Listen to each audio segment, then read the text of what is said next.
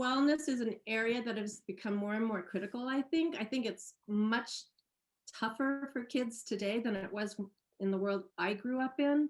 And kids live with more pressures and more expectations.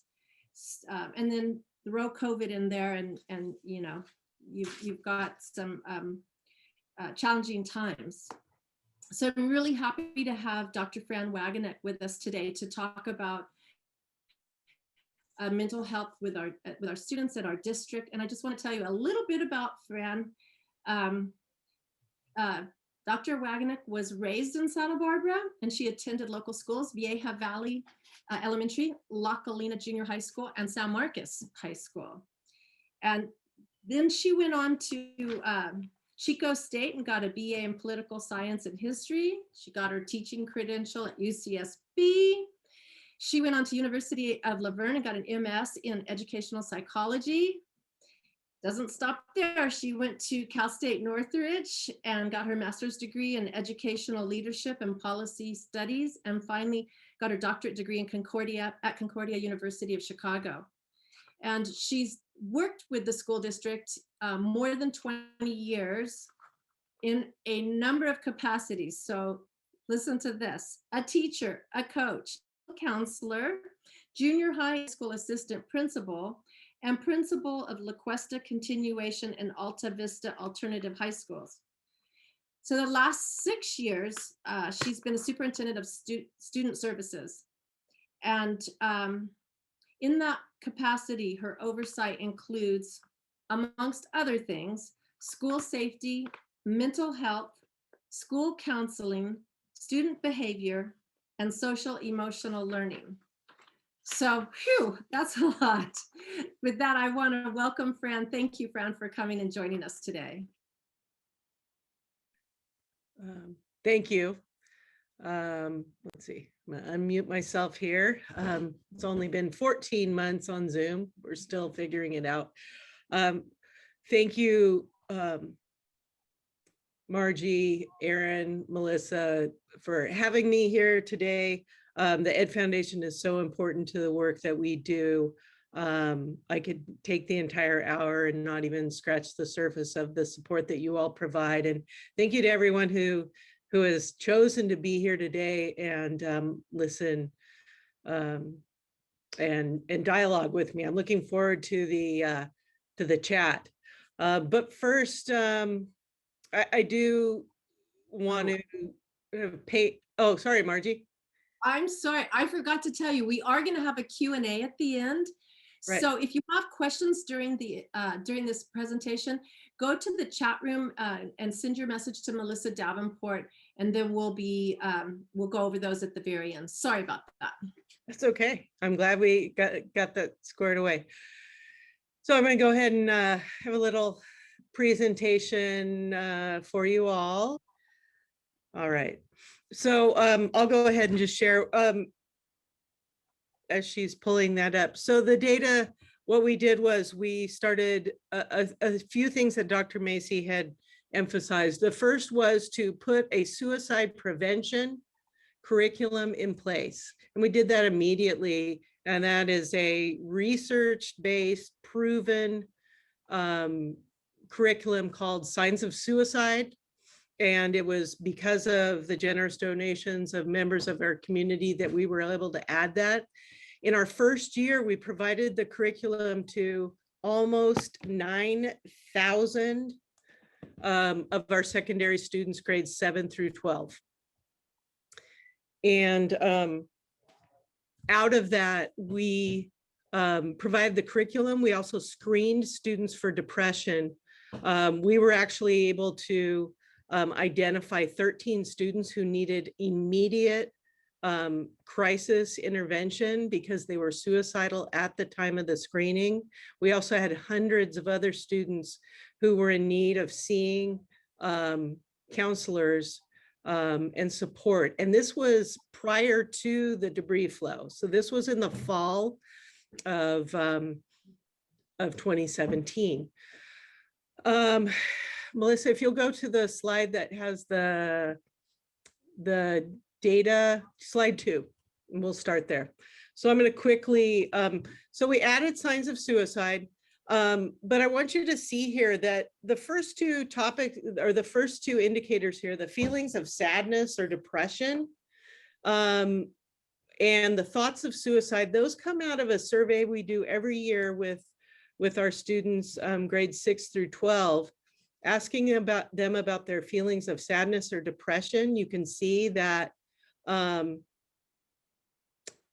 where that has been. And so remember that we're at 31% this year. We took that survey later this year. We took it in February, and over 30% of our students during the pandemic are feeling sadness and depression.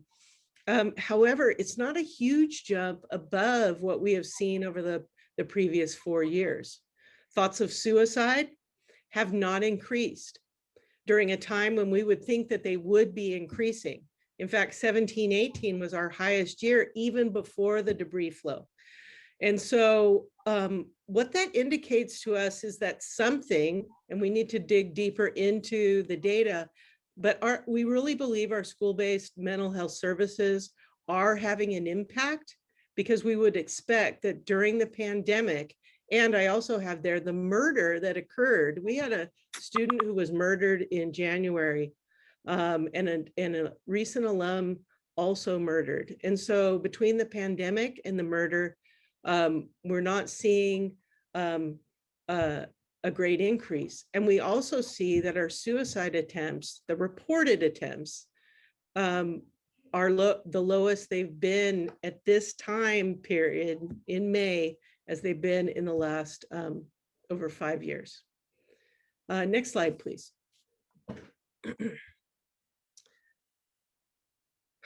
So 30% of our students, more or less, stating that in the past 12 months, they've felt sadness and depression at a increased level is not okay. Even if our our suicide attempts are decreased. In fact, for me, until we have 0 students attempting suicide, we still have work to do. But we really believe that the suicide prevention program that we now deliver each year in grades 7, 9, and 12th grade, that's really had an impact. And very simply, the Sign of Suicide program helps students identify their own depression and sadness and their potential for suicide risk, but also in their friends.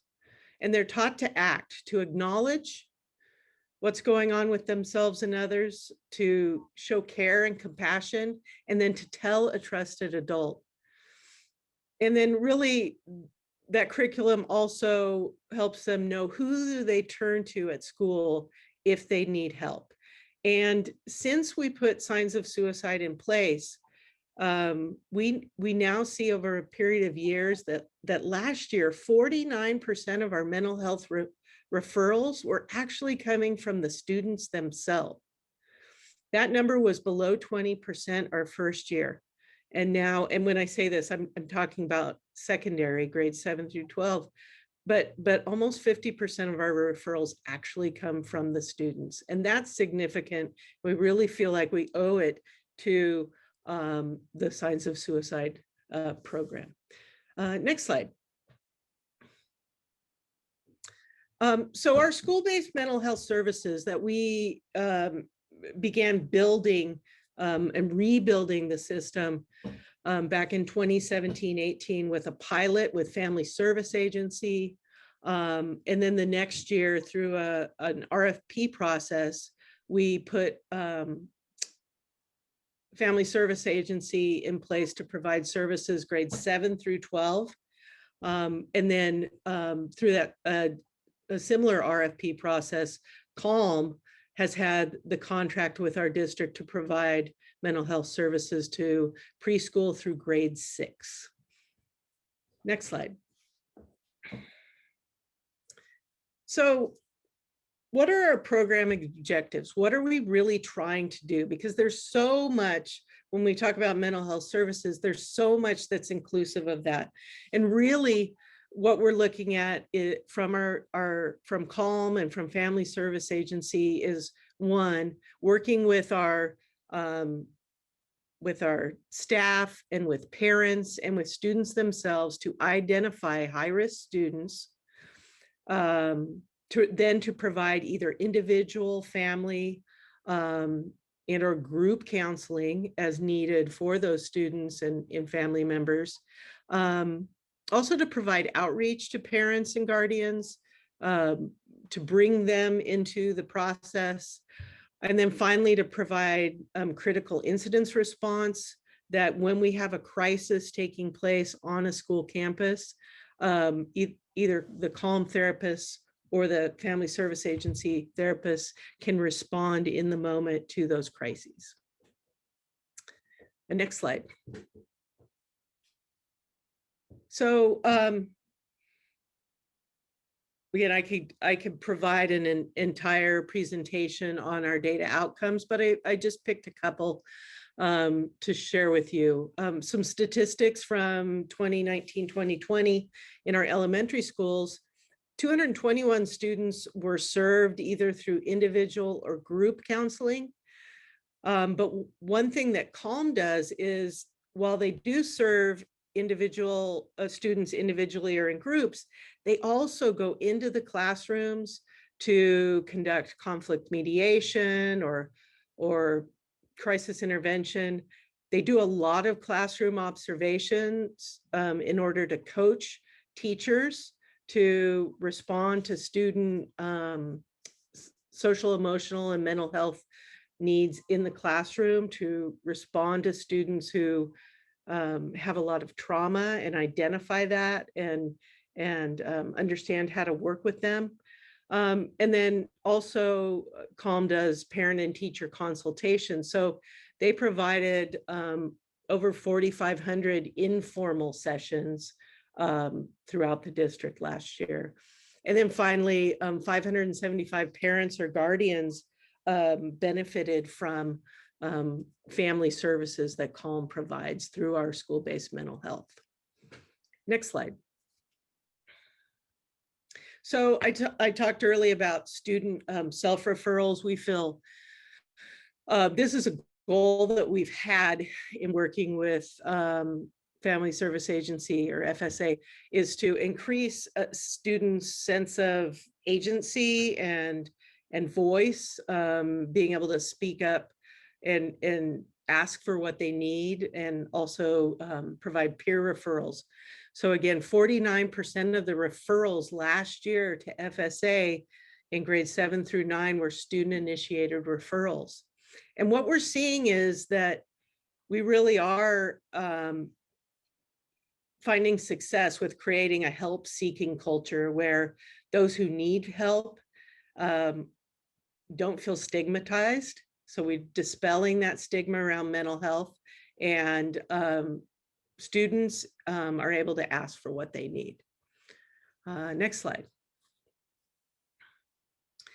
And then what's the impact of the services that are being provided to students? We saw one measure was a measure of the level of depression. Students receiving a 10 to 14 week individual counseling saw a decrease of 3 points in their level of depression. And this is pretty significant for that period of time. So students are experiencing relief, which means when we look at that really what they're experiencing is, do they feel sad? Do they have depression from time to time? Yes, but it's less frequent and it's less intense. And that's big, especially for adolescents. Next slide. So crisis intervention is important to talk about, because I talked about the murders that occurred in January earlier. That was a rough night when we got the call that the murders had occurred, and we actually had 2 other students who were wounded by that gunfire. Immediately knowing where the murder occurred, we knew that beyond the tragic deaths and injuries that had occurred, we had over 30 students in our district who lived within a 1-block radius of where that violence occurred.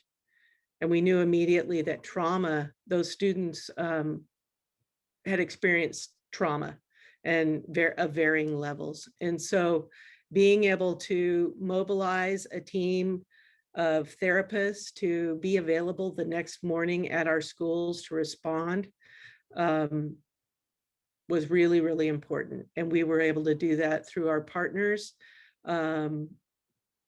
with Calm and Family Service Agency.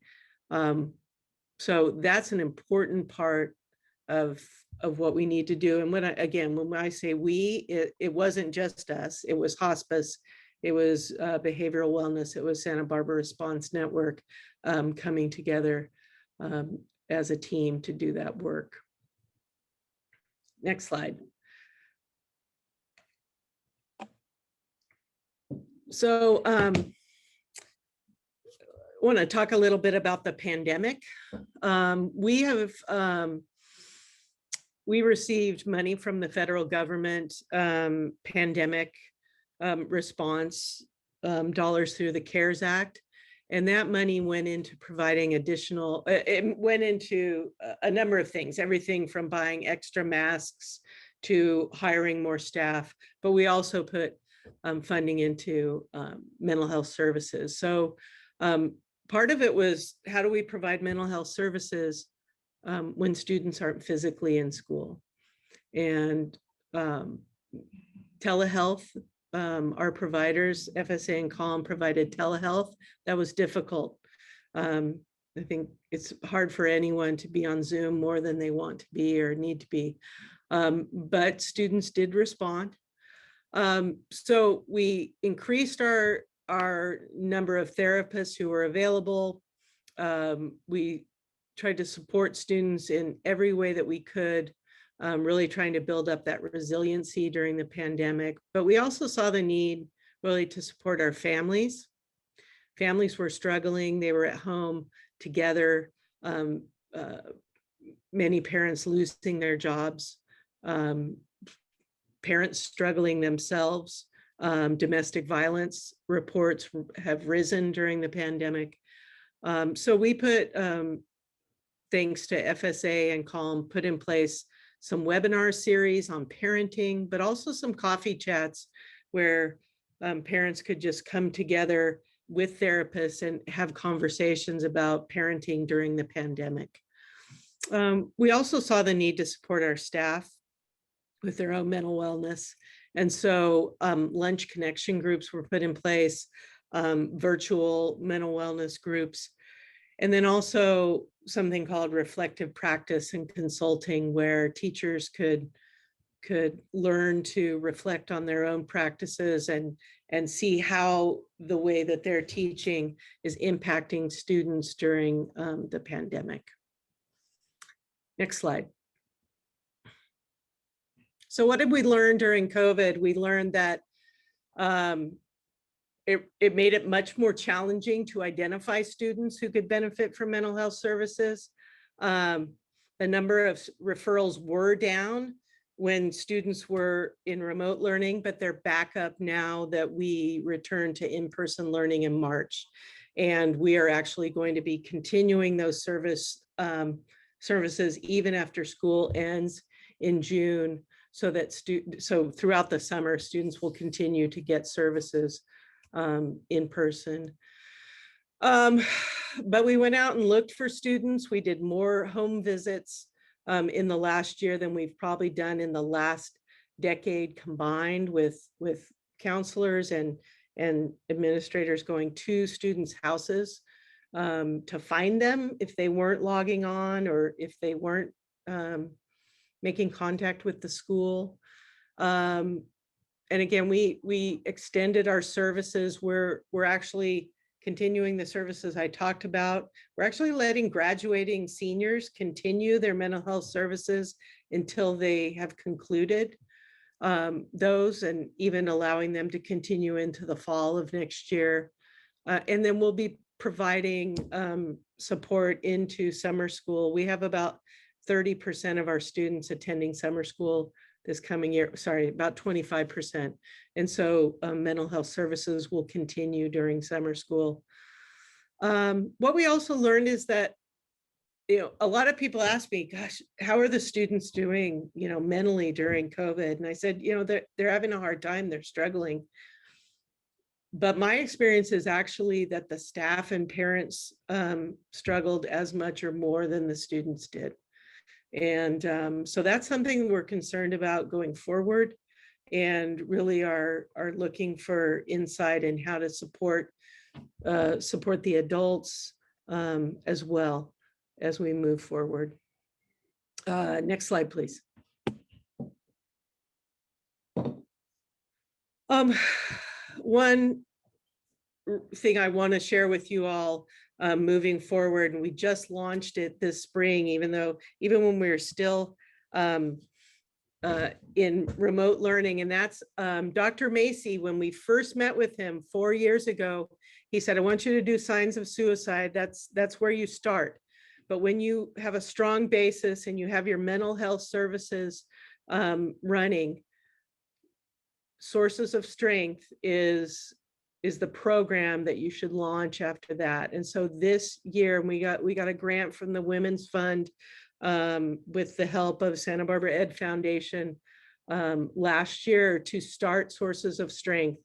And I want to tell you that we have trained over 110 peer leaders this year. They are running multimedia campaigns, or social media campaigns right now during Mental Health Awareness Month. We are shifting from what Sources of Strength does. It's a peer-led program, and it moves us from this focus on the risk and the sadness and the trauma and these programs that are driven by adults, and shifts it to strengths-based focus, where students are sharing messages of hope and help and strength, and really leading with the support of their adult advisors. So as this visual shows, we're moving from intervention to an upstream prevention model.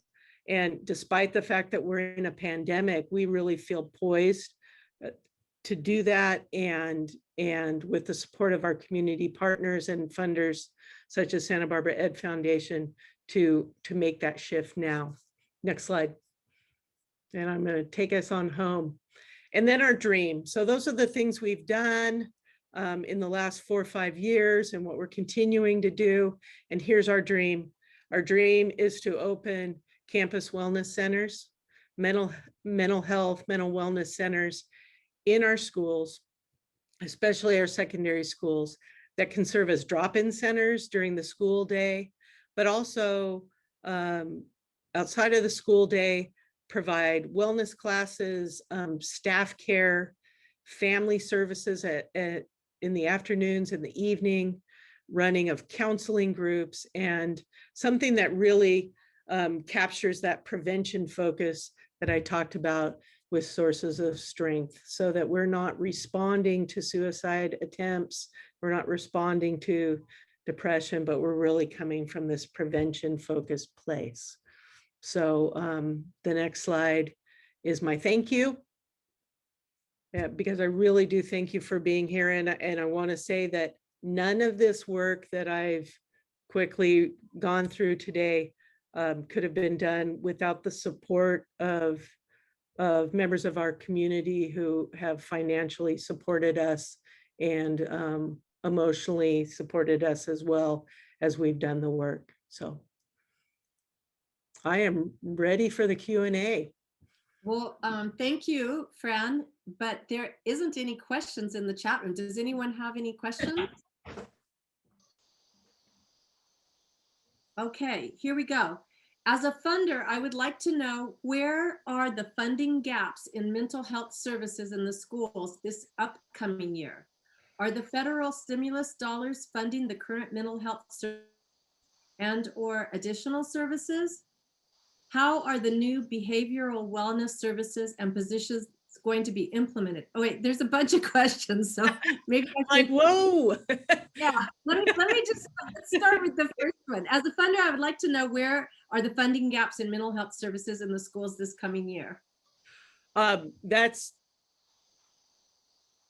is a perfect first question, because I'm still in awe of the federal funding that we're receiving. We are doing a number of things with the federal funding. We are doing things that I dreamed of doing, and I did not include some of those in here. Let me mention a few. Margie talked about our youth outreach coordinator and our clinical youth uh, outreach worker, Ismael Huerta and Ali Cortez. We are actually, so they are two that we've had for over a decade in those positions to really work with our highest priority students. And we now are expanding, thanks to the federal dollars, and adding 4 more of those positions. And again, those are folks who work with our students who are living with intense poverty, in really living with a lot of violence in a lot of situations. So we're adding those 4. We're also adding 2 crisis intervention counselors who will be our on-call folks in-house, who will be able to respond to schools when there is a student who's in crisis. And often that will be a student who is suicidal. So we're adding 2 individuals to do that work. We're also expanding that Sources of Strength program from our 3 traditional high schools to all 8 of our secondary schools, so junior high and alternative ed next year. We are also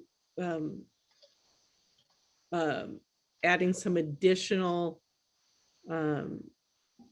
counseling opportunities for our staff. So the question was, where are the gaps? Right now, we serve probably about 60% of the students who get referrals during a school year, who serve them in our school-based services. The rest we have to refer out or put on a wait list. So we still lack the funding to be able to hire the number of therapists that we need to have in school in order, if we're going to have students be served in school. And I want to be really clear to say that not all students, it's not, school should never be the one and only primary place that students receive mental health counseling. And so, but we feel like we have more, we could do more if we had more therapists working in the schools. Thank you. The other would be the wellness centers that we really think would serve students, funding the wellness centers so we could do the acute, really meet the acute in the moment needs of students, and then provide more of that prevention programming.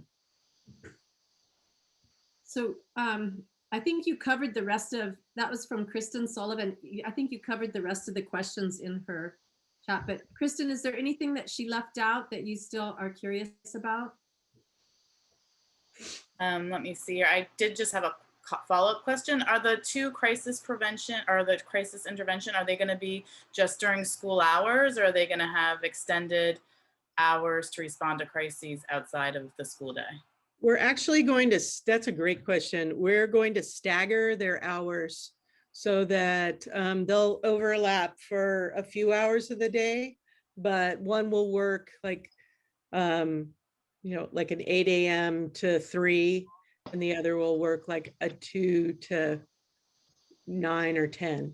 sort of thing, so that we, for the most, other than the overnight hours, they'll be able to respond. Because if a crisis comes up at the end of the school day, we need those folks to be able to continue with a family for a number of hours and really work with them through the crisis.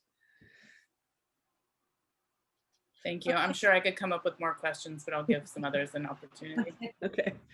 So here's a question. Is approximately 1/3 of students feeling sadness and depression? Is that a normal rate across teens? I think it's any of us who have ever been teenagers or had our own teenagers or known, I mean, teenagers experience depression and sadness. That is normal. It's developmentally normal. It's a part of puberty and adolescence. The question specifically that refers to is, have you experienced sadness or depression on a regular basis over the last 12 months? 30% is, that's a pretty significant number. You know, it's not, I mean, we want to see that down below 20%. And I think that's a reflection of a lot of things going on in our society. It's part of, it's different, I believe, than it would have been even 10 years ago. Okay, here's a shift in the question. Are there ways to integrate arts education or exposure to the arts to align with mental health priorities to better support the students? You know, students who have activities in general, whether it's visual arts, performing arts, that can often be helpful. I think it depends on the root of an individual student's depression or sadness, and whether that is more a mental illness type of situation, or if it's a more episodic depression or sadness. But yes, I think for some students, that's exactly what they need. For others, it might be cooking or athletics. So being able to get into activities always makes, can improve mood. But if someone's feeling very, very depressed, just getting them to do that is the hard part. You know, the motivation when there's depression. So it also depends on the level of depression and sadness. Okay, here's a question from Wendy Sims-Moten, one of our board members. Yes. Hi, Wendy. Hi, Wendy.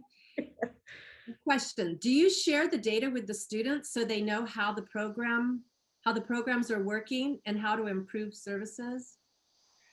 We actually, I wouldn't say that we do that universally, share it with them. It's definitely within our peer leaders who are working in sources of strength.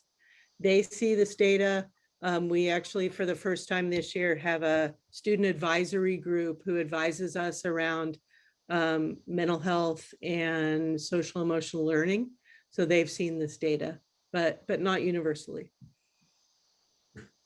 Yeah, can I just add on to that, Margie?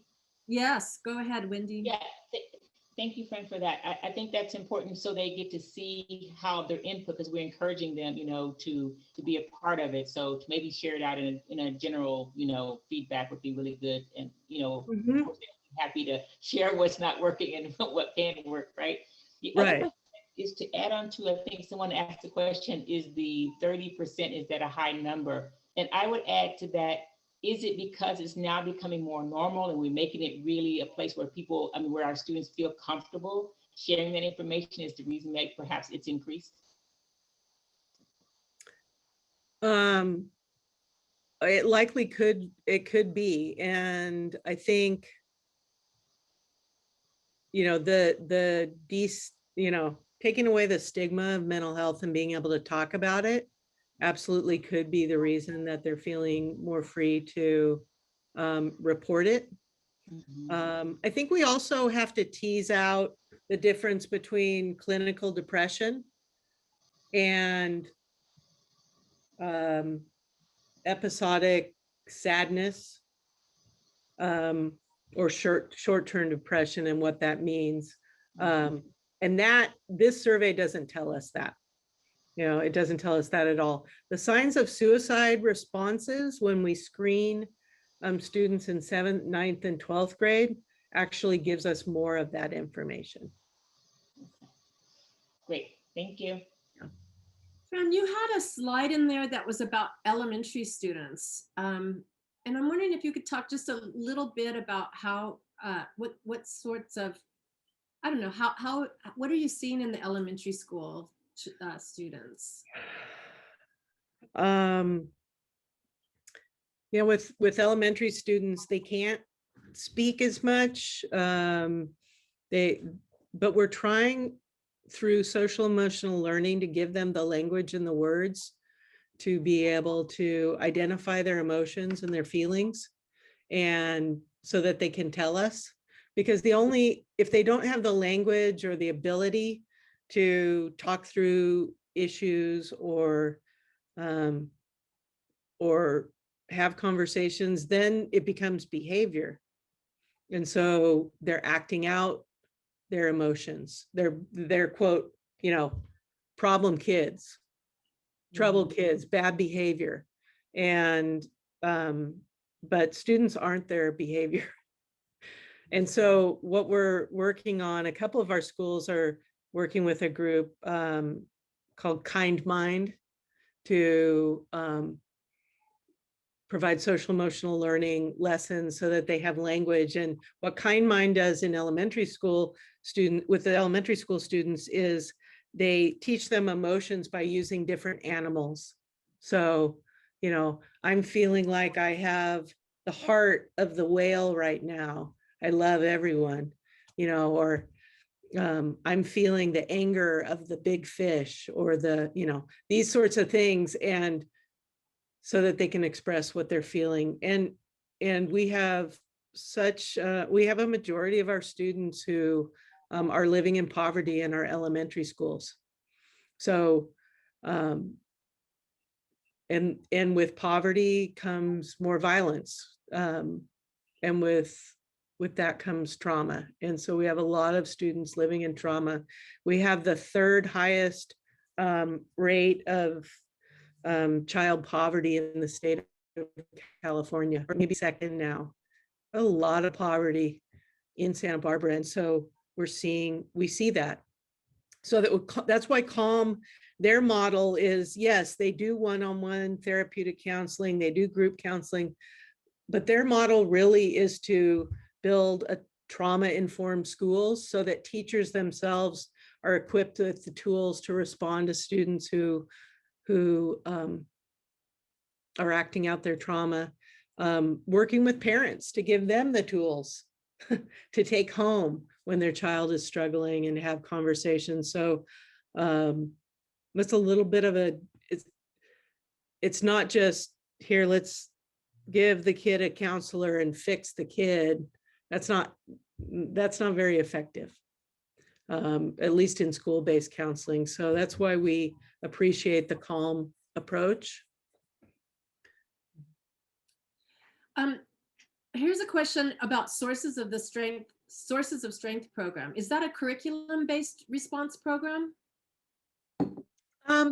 It's not so much a curriculum-based program as it is, it's a program that builds upon itself. So the Sources of Strength trainers have trained some of our staff. So it's a train the trainer model. So we have certified trainers now who then have trained the adult advisors and the peer mentors. So it's really a way of doing business that are trained in rather than a curriculum.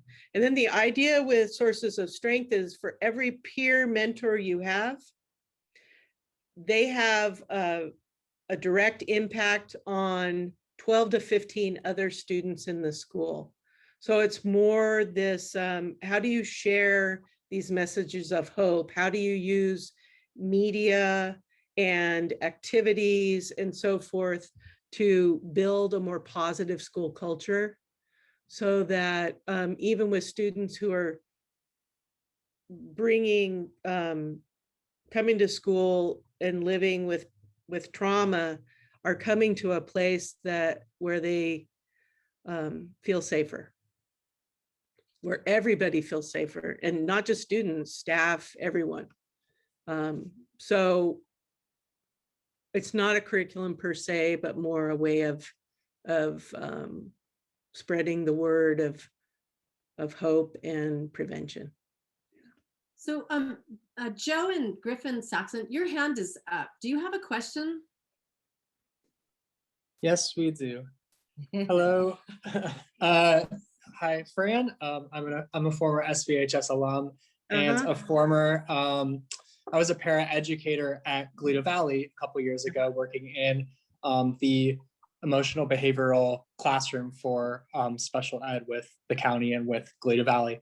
And I'm a current social worker. But my question for you is, in thinking about our transition back to schools, and thinking about the difficulties we've had with remote learning and educational deficits and things like that, I guess how are you seeing Santa Barbara Unified supporting youth in their transition academic, with that intersection of, I guess, academic and mental health, specifically, I guess, as it relates to returning back to campus with COVID? You know, I'm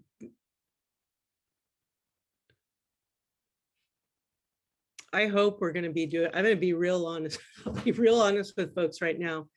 The only thing I've learned through COVID for sure is that I don't really know what's coming next.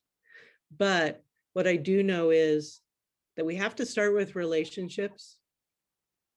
School has to be a place where students feel safe and wanted and welcome. And so what that means is, with our teachers and other staff, we need to be welcoming students back. But staff, teachers, I'm concerned about our adults too, because it's been so hard on everyone.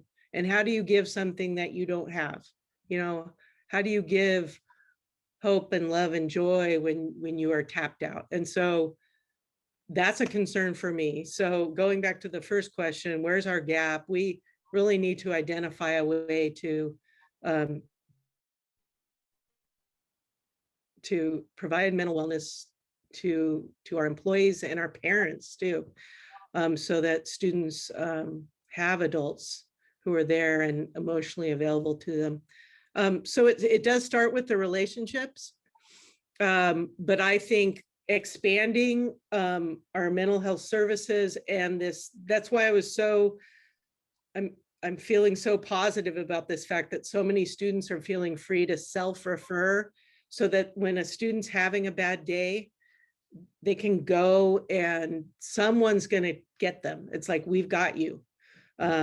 This idea of the mental wellness centers came up before the pandemic, but now I just imagine that we need those sorts of breakout areas, and not Zoom breakout rooms, but like breakout areas where it's like the academics are important, but some days for students it's just going to be enough to show up to school and have it be that safe place. I feel like I'm kind of rambling, but that's what I imagine. Is it's just got to be that place. Schools have to be that place where students feel safe. But here's the other thing: academics are the reason that we exist, and there's nothing more like when students are learning, they're happy. When they're really learning, they're happy. I mean, I've never seen a student who's actually learning who's sad about it. They're only sad when they're not learning. So I don't want to undervalue the importance of the reason why we exist, which is learning. Well, I want to thank you, Fran. This is really, I'm just really pleased that you were willing to come out and eager to come and talk with everyone. Appreciate that. Thank you. Before we leave, I wanted to introduce Erin Shugart. She is our most recent addition to the Santa Barbara Education Foundation team, started with us in November, and we're very pleased to have her join us. So, and Erin would like to say a few words. Thank you so much, Margie, and thank you, Fran, for such an excellent presentation. I wanted to share Margie and my gratitude for everybody's support of the work that we do to help fund programs in the district. You make this work possible, and we truly cannot thank you enough. Stay tuned. We are planning an in-person, probably outdoors lunch as our next event early in the fall, and hoping people can attend. Just want to thank you again. I hope everybody has a wonderful summer, and especially to you, Fran, for your excellent presentation today. Thanks for having me. Appreciate it. Great. So thank you everyone for joining us today. And if you have any other questions or want any other information, just email us. Everybody knows our email address now. It's margie@santabarbaraeducation.org. So, or melissa@santabarbaraeducation.org. We look forward to talking with you, and thank you for all your support and everything you guys all do for the community of Santa Barbara. Thank you.